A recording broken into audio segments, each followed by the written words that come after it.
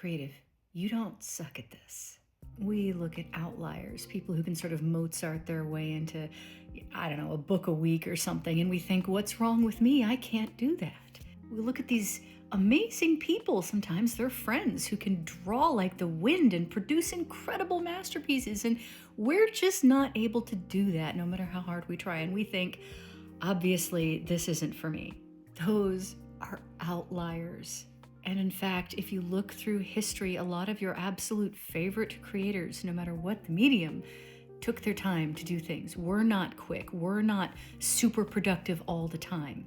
We say a Mozart who could compose a symphony in his head and flawlessly write it down because he was the exception, not the rule. The world we're in likes to make us think that unless we produce like a machine, we are failures as creatives, but that is not true. Human beings are biological creatures. We are part of nature, and trees bloom when they bloom. They produce fruit when they produce fruit. Flowers will open up at the time of day they're supposed to open up, and you can't force them to do it faster without harming them. You are the same way. Whatever your natural pace of production is, it's the right one for you.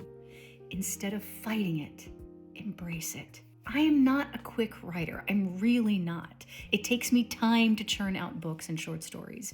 But I finally made my peace with that. Mostly because after a health crisis, I lost my ability to write completely. But that's a whole other story. We'll get into that another day. You create at the speed you create, and it is right for you. And if you accept that and you work with it, knowing that when you're not creating, that's the time to take in good things, refill your well, restock your imagination, you will be more productive during those times.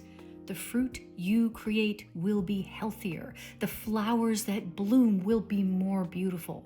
Don't fight your rhythm. Whatever it is what it is, and it's not a bad thing in any way. It's not lesser than anyone else's.